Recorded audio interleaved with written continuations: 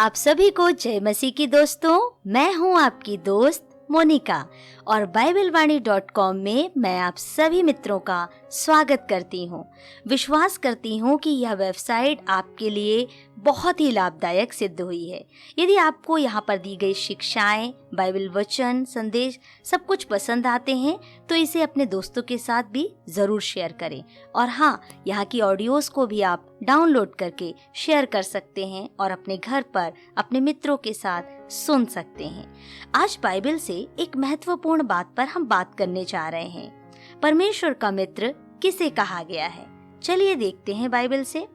Bible में 3 स्थानों में, दूसरा इतिहास अध्याय 2 आयत 7 में, यशाया अध्याय 41 आयत 8 में और याकूब अध्याय 2 आयत 23 में अब्राहम को परमेश्वर का मित्र कहकर संबोधित किया गया है। अब्राहम के पिता का नाम तेरह था और वह ऊर देश का निवासी था जिसे परमेश्वर ने बुलाया था, जिसे हम अब्राहम की बुलाहट भी कहते हैं। अब्राहम को परमेश्वर का मित्र क्यों कहा गया है? अब्राहम में कुछ सच्चे मित्र की खूबी या क्वालिटीज पाई जाती है जो हम उत्पत्ति की पुस्तक यानी बाइबल की पहली पुस्तक के अध्याय 18 में पाते हैं। एक बार परमेश्वर स्वर्गदूत के रूप में इस धरती पर अब्राहम को दर्शन दिए। 3 स्वर्गदूतों को देखकर अब्राहम उनसे मिलने को दौड़ा। पहली बात, अब्राहम परमेश्वर से मिलने को दौड़ा। उत्पत्ति अध्याय 18 आयत 2 में लिखा है, अब्राहम अब 99 वर्ष का एक बुजुर्ग व्यक्ति है तो भी वह परमेश्वर से मिलने को दौड़ा। एक मित्र से मिलने के लिए दूसरा मित्र फुर्ती करता है और प्रेम से मिलता है, जैसे कि अब्राहम ने परमेश्वर के साथ किया। अब्राहम कड़ी धूप में भी आलस्य नहीं किया। दूसरी बात, उसने परमेश्वर के साथ समय बिताना चाहा। एक मित्र जब अपने परम मित्र से मिलता है तो बार बार घड़ी नहीं देखता बल्कि उसके साथ समय बिताना चाहता है। अब्राहम जो परमेश्वर का मित्र था ऐसा ही किया। उसने कहा, अपने दास के पास से चले ना जाना। अब्राहम ने अतिथि सत्कार किया। एक सच्चा मित्र अपने मित्र का अतिथि सत्कार करता है, उसे भोजन करवाता है, जैसा कि अब्राहम ने किया। उसने परमेश्वर को भोजन करवाने के लिए बढ़िया से बढ़िया जो उससे हो सकता था उसने किया। अब्राहम ने पहुनाई की। अब्राहम ने बिना लालच के सब कुछ किया। एक सच्चा मित्र अपने मित्र के लिए निस्वार्थ भाव से सेवा करता है, क्योंकि अब्राहम को नहीं मालूम था कि वो स्वर्गदूत के रूप में परमेश्वर ही है, जब तक परमेश्वर ने स्वयं उसे प्रकट नहीं किया। अब्राहम ने बिना किसी लालच के सेवा की। परमेश्वर का मित्र होने का प्रतिफल, जैसा कि हम सभी जानते हैं कि परमेश्वर किसी का कर्जदार नहीं है। यदि हमने परमेश्वर के लिए थोड़ा भी काम किया है वह मसीह यीशु में व्यर्थ नहीं होगा। उसी प्रकार अब्राहम ने जो परमेश्वर के प्रति अपनी मित्रता दिखाई थी, परमेश्वर ने उसे प्रतिफल दिया।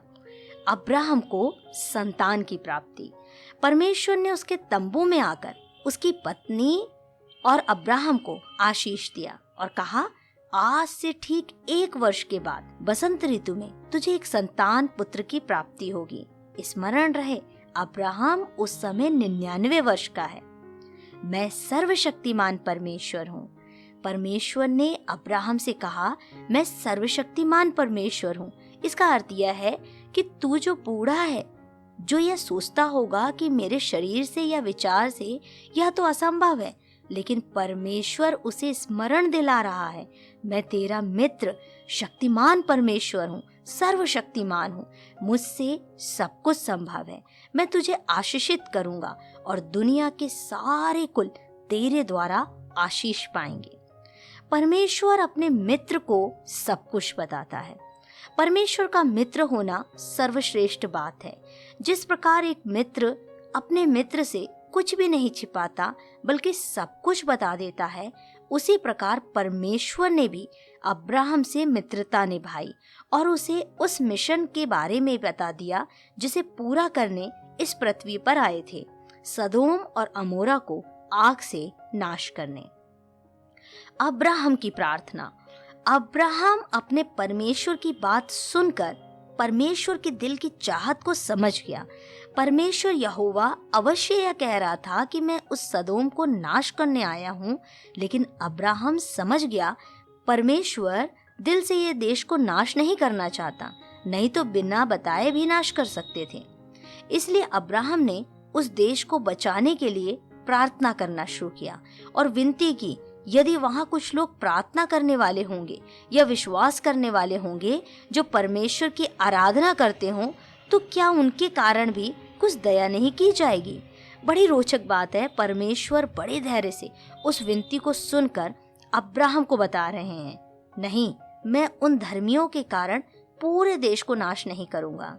लेकिन यदि 50 धर्मी भी उस देश में नहीं थे, सभी पापी हो चुके थे, तब अब्राहम ने कहा, क्या 10 लोग भी यदि धर्मी हुए तब भी क्या प्रभु आप उस देश को नाश कर देंगे? परमेश्वर ने कहा, नहीं, यदि वहां 10 लोग धर्मी हुए तो भी उस देश को मैं बचा लूंगा। आज सवाल उठता है, क्या हम परमेश्वर के मित्र बन सकते हैं और अपने देश के लिए प्रार्थना कर सकते हैं? यदि हाँ, तो हमें कुछ उपरोक्त बातें जो अब्राहम के जीवन से सीखकर अपने जीवन में है लागू करना चाहिए। परमेश्वर का मित्र बनने के लिए हमें परमेश्वर के साथ समय बिताना अर्थात प्रार्थना में समय बिताना आवश्यक है और उसकी आज्ञा का पालन करते हुए उसके लोगों के साथ प्रेम भाव के साथ रहना होगा। हम भी परमेश्वर के मित्र हैं। प्रभु यीशु मसीह ने यूहन्ना 15:15 में कहा, अब से मैं तुम्हें दास न कहूंगा, क्योंकि दास नहीं जानता कि उसका स्वामी क्या करता है, लेकिन मित्र जानता है, इसलिए मैं तुम्हें मित्र कहूंगा, क्योंकि मैंने तुम्हें मित्र कहा है। जो बातें मैंने अपने पिता से सुनी वे सब तुम्हें बता दी हैं। प्रभु यीशु मसीह हमें मित्र कहते हैं, तो आइए हम भी मित्रता को निभाएं और परमेश्वर का मित्र कहलाएं। प्रभु आप सभी को आशीष दे। अपने कमेंट अवश्य लिखें।